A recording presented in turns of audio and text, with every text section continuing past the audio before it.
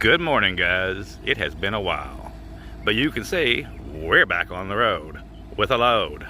What do we got here today? That's a 34 right there, and other assorted stuff that you don't have to worry about.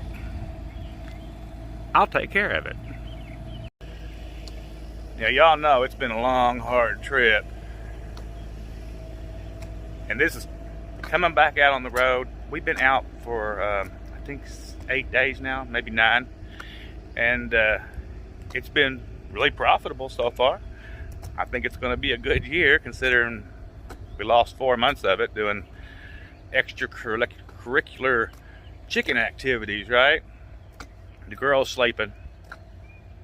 That's her best pastime, y'all know that. And she's going to make the best of it. But we're headed to Seattle. You know that. Oh, guys, let me tell you, this has been a hell of a ride with this chicken farm.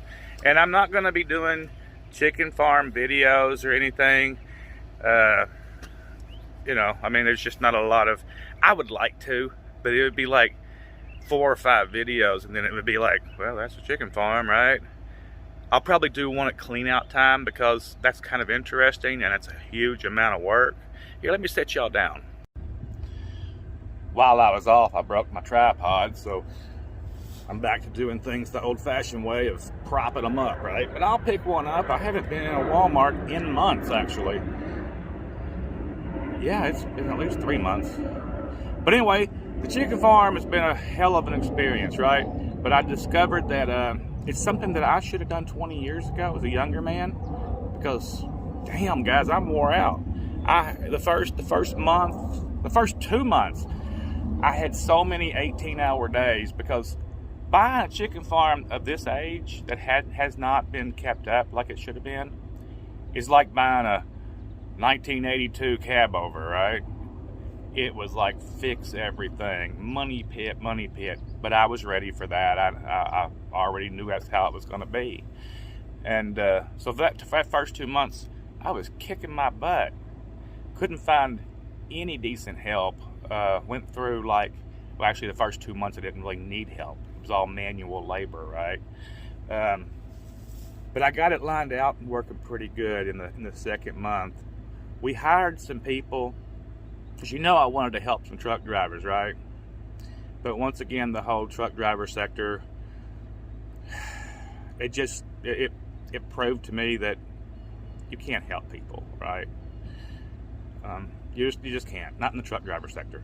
They don't appreciate, or they lie or something. They just can't do the job.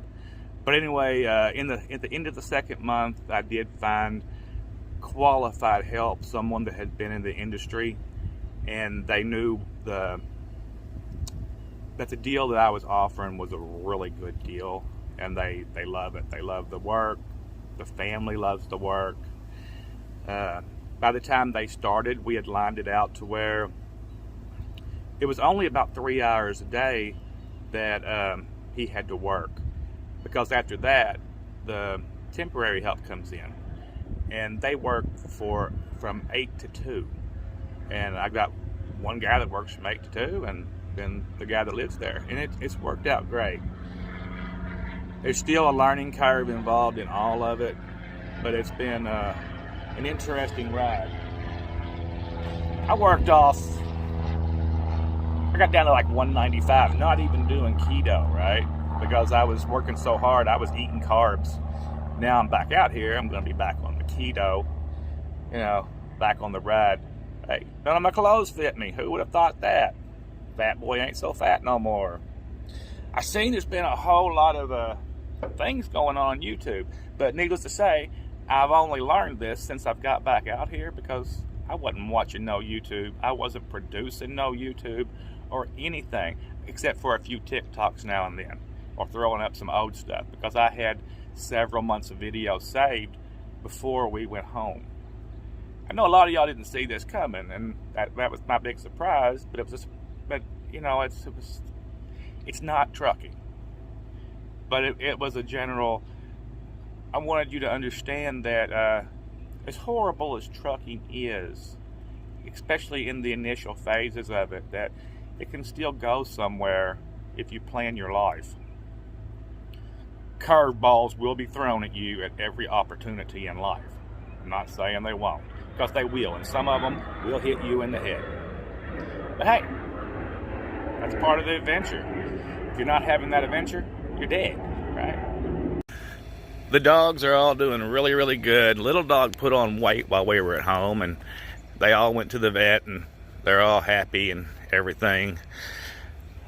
I got my overhead run on the truck. I got me some oversized lights put on the back while I was off. I mean, everything's in good order. But my butt hurts, guys. It's been so long since I've driven. I've been like, darn, I drive 500 miles today. My butt's killing me. Girl, take over. I have forgotten what it's like to be a rookie. Luckily, I didn't forget how to shift gears or the rules of the road or anything else. So it's gonna be all right. Oh, I see an issue right there. I better fix that. Okay, getting back to what I was talking about. The day we came out was the day of Country Time's funeral. I didn't even know he had died. I knew he was sick because I talked to James about it. Well, rest in peace, Country Time. I didn't see that coming so quick. I did not know Country Time. I'd never spoken to him. I watched some of his videos. He seemed like a really nice guy. That's terrible for his family. I also seen that Living the Life with Spicy has got B-cell lymphoma, and she's just went through her first treatment. So everybody pray for her and wish her the best of luck. Cancer, that's one of those things that just comes and gets you, damn it. But I seen that, true to form, that YouTube has since melted down again on the trucker side and gone to pot. But that's the way it always seems to work. That's a kind of truck driving, right? Now, I've been giving a lot of thought to the amount of work that I put into YouTube, because it's a huge amount of work. Work that I enjoy most of the part. But on the other hand, I don't know if it's something that I want to continue to do as hard as I've done in the past. I mean, I guess I missed 3 or 4 pretty good business opportunities while I was off the grid on the farm, so I wasn't checking emails, and I'm actually was okay with that. Strangely okay. Something that I've been kind of working for in a way, and it come along, and I was like, you know what, I don't care.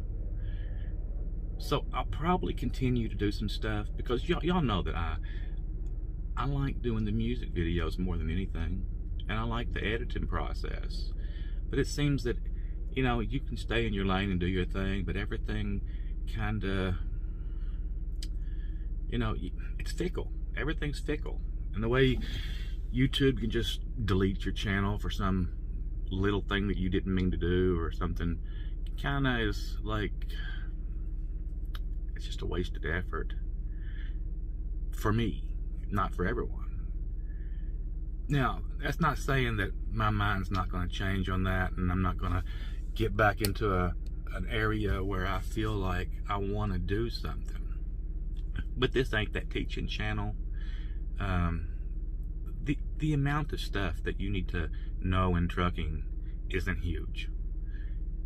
And for each progression in your career, there are different things to learn, but they're not, none of them's huge. I mean, you can do all of it. It just takes time. And if you don't want to take time, jump ahead. Take the shortcut. But you can learn from everybody else's mistakes. And I find that so many people procrastinate their life away. They're just all afraid to pull the trigger. Just pull the trigger. You know, everyone's like, oh, you gotta have $30,000 here. You gotta do this. You gotta do that, or you gotta go lease a truck or do that. And I'm not of that mindset. I believe if you want to be an owner operator, just go buy a damn truck. And if y'all know how I feel about that. There are some decent leases. I don't want to teach y'all about that. I've already did videos on all that, and those are my opinions, and my opinions solely, because that's the way I did things. But I did lease trucks, and I also did just buy trucks, so I've done both ways. But in 29 years or whatever, things change, and I know everyone's, not everyone, people say everyone's situation is different. No, everyone's situation isn't different. Everyone's excuses are different. If you're going to do something, just do it. Don't talk about it. Don't play with it. Just do it. Because the only thing holding us back in life is ourselves. Or you could say, well, if I only had $50,000, well, get $50,000. There's just so many excuses along the way. And I know that I can say that. Just get $50,000. Find a way. You know, sell your firstborn. I don't know what to tell you. Find a way. But I know that success stories in life find a way.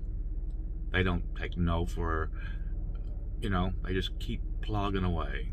And sometimes it's not right for things to happen at a certain time, and you got to step back and reevaluate and go, well, maybe I better wait. You know, maybe it's just not the right time. But you still keep moving toward your goal in other ways. But anyway, I got to get trucking. I know, guys, I'm just in that funk right now of leaving the chicken farm because I really enjoyed it. I worked my butt off. But I was off too much also because the last couple of months Kenny's been there and I didn't have to work. I still worked with him every day, but I didn't have to get up at 4 o'clock every morning. I did mostly, but I didn't have to. And then I was done by 8:30 unless I decided to work on something, because there's always something to work on. I could see where you could get lazy doing that in a way. Me and Kenny have everything done, so unless something breaks, he don't have to. All he has to do is cruise through the building every day after he works, you know, his morning shift, and just check on the help, make sure they're doing their job. Because let me tell you, part-time help is a terrible thing to get. People are so unreliable. You catch them on their phones. You know, you already know the job, so you know how many eggs are produced, and you know exactly how many they should have racked up and put on their little caddies and put away by a certain time. And you're like, dude, you're 10 racks short. That's you know, 1,700 eggs. Well, what have you been doing? Oh, never mind. Don't even tell me. I know what you've been doing. I got a hidden camera over there. Yep, I'm one of them guys. I'm going to spy on you if you're in my establishment,